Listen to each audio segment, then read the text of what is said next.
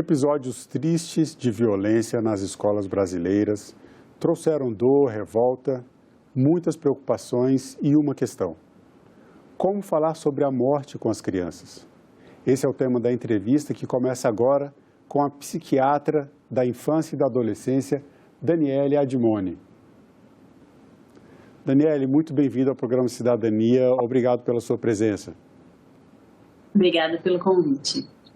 Então, Daniele, é um tema bastante sensível, né? A gente falar sobre essas questões, especialmente porque o que desencadeou, talvez, essa nossa entrevista tenham sido os fatos que aconteceram, que eu comentei aqui no começo da entrevista. Mas vamos nos ater ao tema da nossa conversa, essa questão de falar sobre a morte com as crianças. Primeiro, vamos considerar aqui que a gente tem diferentes faixas etárias e diferentes momentos da vida, né, da infância das crianças. Como é que você dividiria, mais ou menos, essas faixas etárias no que diz respeito à compreensão sobre o que é a morte? Na verdade, eu acho que a gente tem que se pegar não tanto só na faixa etária, mas na maturidade, na capacidade daquela criança entender. Sim. Às vezes a gente tem crianças da mesma idade e que têm visões completamente diferentes de mundo, experiências de mundo, né? Tem crianças que já vivenciaram luto, enfim. Então, uma dica que eu sempre dou é assim, a gente perguntar para a criança o quanto ela entende, o que ela está vendo, porque isso vai ajudando a nortear a gente até onde a gente consegue ir, o que a gente pode falar, muito mais do que a idade. Claro que, por exemplo, uma criança pequena, você não vai contar detalhes de nada, né? Elas não têm entendimento disso. Quando a gente fala de uma criança de 3, 4 anos, elas não têm entendimento, né? Exatamente do que é a morte, de como é a morte, de tudo isso. E crianças maiores já têm. Mas é um pouco isso, assim, da gente perguntar para a criança e ver o que volta. E aí isso vai ajudando a nortear a gente até onde a gente consegue ir, o que a gente pode falar sem parecer absurdo, sem ser invasivo, sem deixar de informar, né? Eu acho que muito mais do que a idade, a gente pensar na maturidade, no grau de desenvolvimento emocional e psíquico daquela criança naquele momento.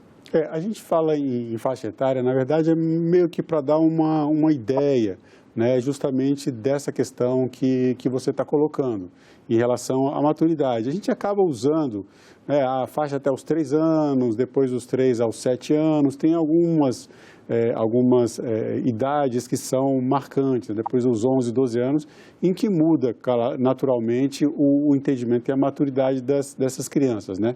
Claro que não é, como você bem colocou, não é algo matemático, há 3 anos, como se acontecesse virasse uma chave ali no momento em que a criança completa 3 anos e atinge uma maturidade. Mas considerando essas fases da infância, por exemplo, uma criança numa idade mais tenra, né, ainda ali até os seus 3, 4 anos de idade, nesse caso, como é que deve ser tratado, por exemplo, esse tema, o uso de histórias, até das histórias que se contam para as crianças, às vezes um animal de estimação que morreu.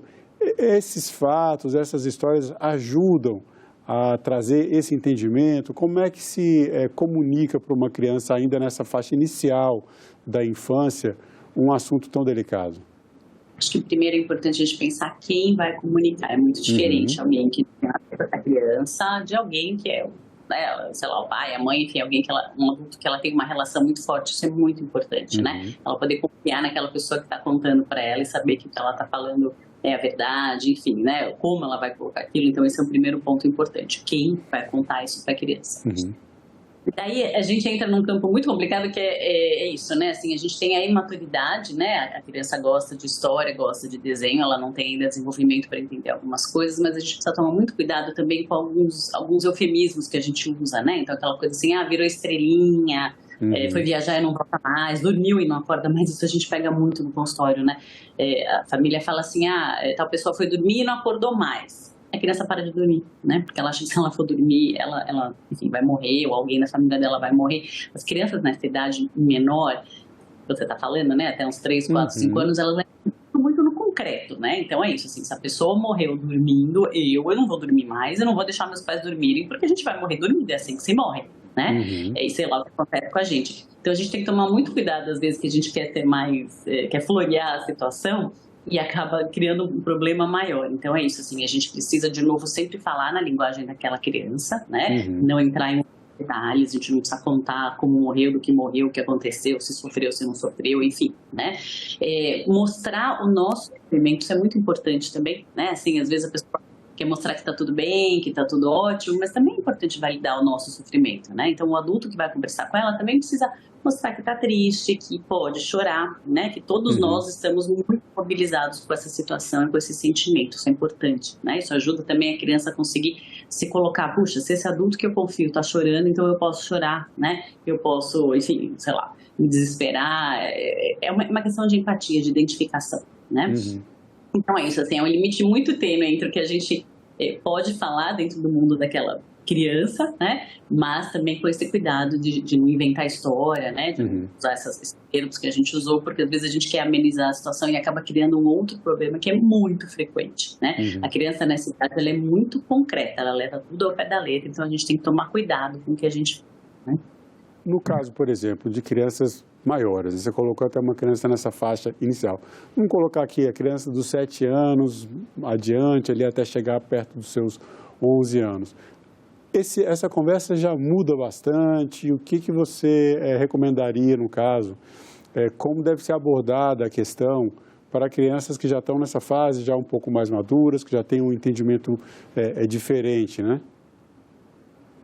A mesma coisa, né? Então, ser de novo um adulto ou uma pessoa que elas confiam bastante, Sim. o adulto pode, de novo, demonstrar sentimento, validar aquilo, né? Porque a gente valida o que a criança está sentindo, né? Se ela está triste, está com vontade de chorar e vê outro chorando, ela pode chorar, né? E é isso, daí a gente já consegue colocar um pouco mais de detalhe. Então, por exemplo, a criança talvez, vamos supor que alguém faleceu depois de ficar doente muito tempo, né? Então, de falar, olha, você lembra, né, que sei lá, vamos pegar um exemplo aqui, o vovô não levantava mais da cama, né, e já não conseguia mais, sei lá, comer direito, enfim, de dar alguns detalhes para aquela criança de que realmente, assim, isso caminha para o fim, isso caminha para a morte, né? Quando a gente vê alguém nessa situação, o desfecho em breve vai ser esse, né?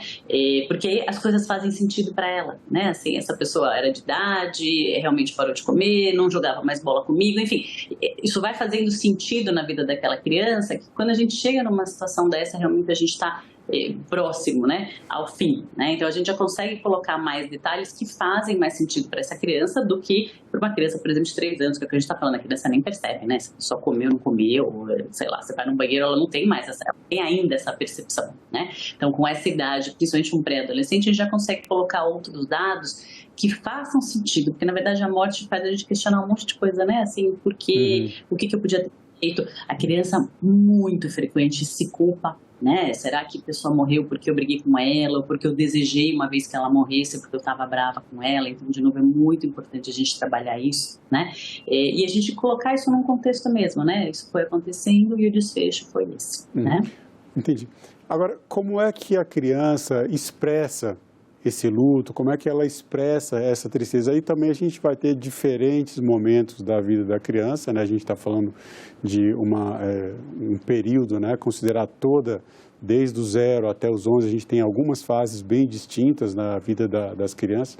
Como é que elas expressam esse sentimento de luto e como é que os pais e mães devem lidar com essa situação? Assim, de novo, né, isso depende muito de cada criança, depende do contexto familiar, depende de como foi falado, né? É uma coisa muito comum que a gente vê as pessoas fingirem que está tudo bem, que não tem nada acontecendo, né? E a criança, obviamente, percebe que tem alguma coisa muito errada, muito grave acontecendo. Então, de novo, aquilo que eu sempre falo, a gente tem que validar, né? Se a criança está dizendo, olha, eu tô estranho, não adianta a gente falar, não, tá tudo bem, fica tranquilo e vai chorar no quarto, né? A gente precisa realmente... Esse é um ponto importante, né? Porque muitas vezes a gente tenta, né? A gente fala assim, né? Falando assim, pais e mães, as famílias tentam esconder da criança a tristeza, não demonstrar, às vezes para não demonstrar fraqueza, às vezes para não entristecer a criança também. E o melhor é que elas vejam mesmo o que está acontecendo, né? É o contrário, né? Porque é isso, a criança percebe alguma coisa muito séria, muito grave em casa, né? Ela vê a mãe chorando, ela vê o pai quieto, sei lá. mas ninguém valida aquilo, né? As pessoas põem um sorriso na cara e falam, não, tá tudo bem, tá tudo certo, mas calma, né? Eu tô percebendo uma coisa, minha mãe tá falando outra, o que que tá acontecendo exatamente aqui, né? Então, isso para criança, principalmente menor, é muito importante da gente validar mesmo, né? Não, eu tô muito triste mesmo, a gente pode conversar sobre isso, e aquilo que eu falei, né? A gente vai perguntando para a criança até onde ela entende, até onde ela consegue ir nesse assunto, né? Mas é importante realmente a gente validar o que a criança percebe, que ela está vendo, jamais falar, ou aquela coisa que a gente escuta muito, né? Isso não é assunto de criança, isso é coisa de adulto, né? Porque a gente está invalidando a criança, né? Ela tá sentindo, percebendo uma coisa e a gente está falando, não, tá tudo certo, não tem nada acontecendo, não fala nada, né? Então essa é a primeira coisa importante. E é isso, né? Assim, dela deixar a gente entender... dela poder entender o quanto isso também é sofrido pra gente. De novo, a questão da empatia, né? Então, eu tô vendo minha mãe muito triste porque alguém que ela gosta muito faleceu, ou seja, né, minha mãe também sofre, eu também sofro. Então, é isso, né? A gente conviver em sociedade é um pouco isso, né? A gente vê como os outros se comportam e a gente vai aprendendo, né? Ser criança é isso, né? Eu vejo como minha mãe reage, sei lá, vai no supermercado, eu vou fazer isso quando eu crescer, né? Então, quando eu vejo alguém sofrendo, isso faz sentido para mim, já que eu estou percebendo que tem um sofrimento grande, né?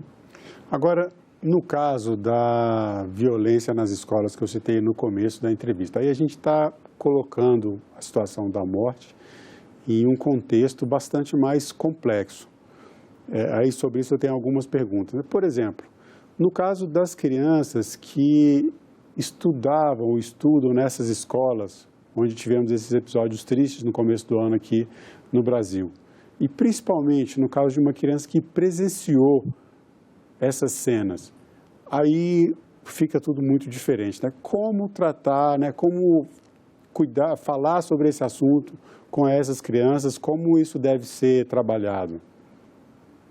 De novo, né? Assim, aí a gente está falando realmente não é um luto normal, né? A gente está falando de uma situação complicada. A primeira coisa é trabalhar o ambiente escola, né? A escola é um lugar seguro, a escola é um lugar onde a criança tem que se sentir segura. A gente viu isso na pandemia, né? A falta que a escola fez, não só do ponto de vista pedagógico, né? Mas assim, do estar lá, né? Do conviver com pessoas, de ter um professor, um lugar para ir, um lugar seguro para ir, né? Então, assim, a escola é um lugar seguro e a gente precisa o tempo todo reafirmar isso para as crianças, mesmo com esses episódios, né? A criança precisa se sentir segura para poder ir para a escola, né? Em vários aspectos, né? Assim, a gente teve crianças, por exemplo, depois da pandemia, que não conseguiam voltar para a escola, né? Elas queriam ficar em casa, né? Fizeram um transtorno de ansiedade social. Então, eu tive várias questões aí de como a escola realmente tem que ser um lugar seguro, um lugar acolhedor. E aí, de novo, né, a partir disso, assim, é trabalhar um pouco o que ficou para cada um de registro. Que, de novo, né, assim, mesmo tendo idades parecidas, cada um, isso é muito interessante, né, assim, isso vem com a nossa bagagem psíquica, né, com o nosso contexto familiar. Eu posso ter vivenciado a mesma coisa que você, né, a gente pode ter passado pelo mesmo trauma, na mesma hora, do mesmo jeito. Eu vou registrar isso de um jeito e você vai registrar de outro, né. Então, de novo, é aquilo que a gente estava falando no começo, de você perguntar para essa criança o que está acontecendo, o que isso fica para ela, e aí a gente consegue trabalhar em cima disso, né? É uma questão mais individual do que coletiva, porque, de novo, né, o trauma, ele acomete cada um de um jeito, né? Por que eu faço estresse pós-traumático e você consegue tocar sua vida, apesar de ficar triste, né? Isso tem a ver com muitos elementos psíquicos nossos, mesmo a gente sendo muito pequenininho, né? Então é isso, assim, acho que de maneira geral... reforçar sempre isso, né, de como a escola é um lugar acolhedor, é um lugar seguro, é um lugar onde a gente precisa voltar, né, a gente precisa ter essa segurança de ir, mas individualmente trabalhar onde que isso pegou, né, e daí é muito difícil a gente falar porque é uma questão muito individual, né. Agora, para as crianças que têm contato com esses episódios, com essas cenas, com essas situações, mas não um contato direto, porque daí eu coloquei numa situação, inclusive, que, claro, foi muito específica, de pouquíssimas crianças que estiveram nos momentos em que tivemos essas cenas lamentáveis. Mas, por exemplo, quando a gente fala de meios de comunicação, daí já é diferente, porque muitas crianças viram ou ouviram falar sobre esses episódios por meio de televisão, redes sociais, vídeos. Aí, como é que a gente lida nesse caso? Né? Dentro de casa, é saudável ou é recomendável assim, que as crianças vejam esse tipo de situação pela televisão, pela internet, redes sociais? Isso deve ser escondido, não deve ser? Como é que fica essa questão? Porque esse é um ponto assim que eu tenho filha na escola E eu percebi que muitos pais também se desesperaram com essas situações e daí isso acaba repercutindo e essa repercussão pode ter um efeito negativo. De novo, né, eu acho que a gente precisa falar, senão fica no campo da fantasia, e daí, né, sei lá, o que aconteceu nessa escola, todo mundo pode entrar aqui e matar todo mundo, enfim, a gente volta lá pro campo da fantasia, que nem eu falei, dormiu, morreu, né, então assim, o que acontece quando alguém entra na escola? Então a gente precisa realmente validar de novo o que essa criança escuta. Eu acho que não é legal para as crianças ficarem assistindo essas questões. A gente vê, infelizmente, né, até dessa vez foi bacana, foi a primeira vez que aconteceu isso, não teve uma exploração, né, mas a gente vê umas coisas horrorosas às vezes na mídia, umas cenas que não precisavam passar, umas entrevistas horríveis. Então, assim, a criança não tem esse filtro. Para a gente já é difícil, né? Imagina uma criança aquilo. Então, assim, a criança não tem esse filtro e é muito comum isso, assim, a gente atender crianças que assistiram um filme ou uma entrevista e fica com aquilo na cabeça, sabe? Então, sei lá, viu uma entrevista de um assassino e começa a achar que todo mundo é assassino, que a família vai ser assassinada. A criança tem um entendimento completamente diferente do nosso, né? Então, assim, é importante a gente falar, é a mesma história da gente comunicar o luto, né? É importante a gente falar com os nossos filhos, sim, né? Que tem uma situação acontecendo na escola, até porque eles vão ficar sabendo isso que você falou, né? Tem vendo na televisão, e eu falei dos amigos, porque é isso, né? Teve pai que não mostrou em casa, mas chega na escola, o amiguinho falou porque viu em casa, né? E aí a coisa chega toda torta, né? Então é muito melhor que a gente fale com os nossos filhos, né? Então, assim, é importante a gente colocar esse assunto para eles, né? Que tem essa situação acontecendo na escola, mas, de novo, né? Que a escola é um lugar seguro, que a gente confia na escola, por isso que a gente está mandando de novo nessa escola, né? E que isso são questões isoladas, mas, assim, é importante, assim, a gente reforçar isso, né? Não adianta, a mesma história do luto, né?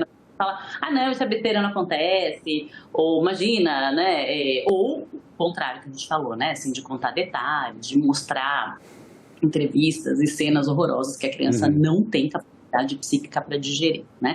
Então, de novo, é sempre assim, a gente vai perguntando e vendo até onde aquela criança sabe, né, e até onde ela dá conta de entender, porque a criança é muito interessante, né, assim, dá conta, ela muda de assunto, ela vai brincar, tá, já entendi, não quero mais saber, né? Ela te dá até onde você consegue ir, até onde você pode ir, e é esse o limite, né? Não adianta a gente ficar insistindo, não, mas vem cá, eu tenho uma foto, né? A mesma história do luto, né? Assim, a criança, ela não quer saber os detalhes, enfim, né? Ela que vai te dando aí o tom até onde você consegue ir, né? A gente precisa aprender detalhes.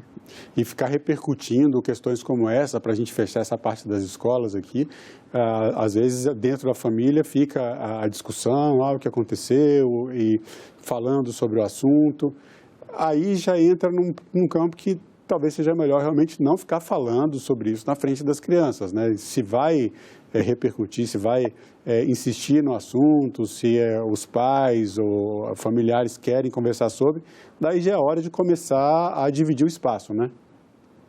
Sim, é isso que a gente falou, né? As crianças não têm capacidade psíquica para dar conta desses detalhes que nós adultos ficamos pensando, né? Quem era esse cara, como ele entrou na escola, o incidente que ele tinha, a criança não dá conta disso, né? Porque isso, senão, vira muito ameaçador, né? Senão uma história acaba virando, acaba sendo generalizada na cabeça dela, acaba virando a realidade, né? Então, esses detalhes, né? Não cabe à criança, isso a gente tem que discutir em separado, mas com certeza a criança precisa saber o que está acontecendo e saber através do adulto que ela confia, né? Não é pela televisão ou pelo amiguinho na escola ou sei lá, né? Tem que ser através de alguém que ela confia.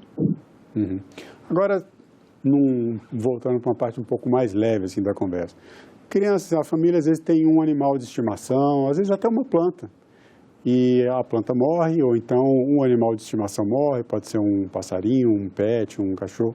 Isso ajuda a criança a entender, é uma oportunidade que a família tem de começar a trazer esse assunto, a criança entender a finitude da vida?